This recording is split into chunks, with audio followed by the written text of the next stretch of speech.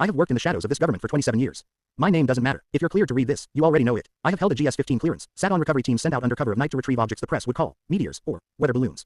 I've handled evidence that doesn't officially exist. Read reports stamped so far above top secret the acronyms change every 2 years. My entire professional life has been about containment, compartmentalization, and control. I was trained to stay calm under stress, to observe, to record, to filter out imagination and stick to verifiable data. That's why I can say with certainty that what happened to me on August 14, 2019 at 1:12 a.m. was not a dream, not a hallucination, not fatigue. It was real, it was deliberate, and it changed me. I was driving home from the Indianapolis field office, heading west on County Road 6 outside Franklin, Indiana, a stretch of cracked two-lane cutting through fields of soy and corn. My car hummed steady, the smell of wet earth rising from the ditches. Cicadas screamed so loud it was like static. I was running through an operational checklist in my head when the distortion appeared. At first I thought it was fog, a low bank of mist ahead of me. But fog doesn't bend headlights into liquid streaks. It was a vertical curtain, clear but rippling, like glass in water, extending from the asphalt up into the starless sky.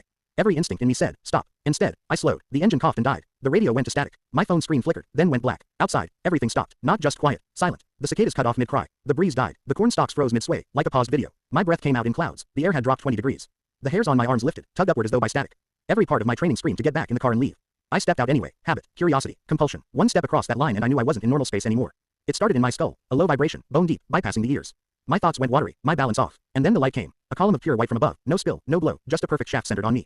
My chest compressed, my arms pinned to my sides by an invisible pressure. My feet left the ground. I tried to scream but nothing came out. The next conscious moment, I wasn't on the road. I was inside something, a chamber with no seams, no corners. The walls looked metallic but pulsed, contracting like tissue, as though I stood inside the ribcage of something alive.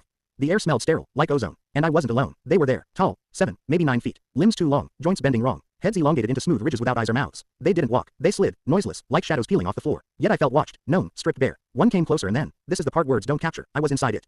Not physically but perceptually. I saw myself the way it saw me. Bones and organs mapped like a schematic. Neural pathways lit up. Memories like open files. Vulnerabilities tagged. For a heartbeat I was no longer me. I was an inventory. Then I snapped back into my body, gasping. The floor rippled. A slab grew upward beneath me, pressing me flat. I didn't resist because I couldn't. My wrists and ankles weren't bound by cuffs. They fused into the surface as if my flesh and the material had merged. Above me, something descended. It wasn't a machine. It was alive. Tendrils tipped with crystalline needles swayed above my chest, each one pulsing faintly. One slid into me through the sternum. No, wound, no blood, no physical pain. Instead my mind cracked open. Memories poured out. My father's cigarettes. My mother crying behind a closed door. My first classified briefing. Every operation. Every success. Every failure. Every secret I'd locked away behind years of counter-interrogation training. All of it stripped out as easily as pulling files off a drive. This wasn't questioning. This wasn't torture. This was harvest. I tried to fight, to build mental walls, to shut doors. They opened everything without effort. They went into rooms of my mind even I'd never dared enter. I wasn't a man to them. I was information. Time dissolved. Could have been seconds. Could have been hours. My body was gone. My mind spilled out across some landscape I couldn't comprehend. And then, darkness. I opened my eyes and I was back in my car. Engine running. Radio playing faintly. Dashboard clock. 1:13 a.m. 1 minute had passed. I laughed. A brittle, broken sound. My mind tried to rationalize it. Dream, hallucination, exhaustion. But when I looked in the rearview mirror, my hazel eyes were gone. In their place, silver gray irises, metallic, reflective. Not mine. Since that night, I've changed. I hear low hums in empty rooms. Lights flicker when I'm agitated. I anticipate things seconds before they happen, like my brain's operating on new bandwidth. Medical scans at the redacted facility came back, normal.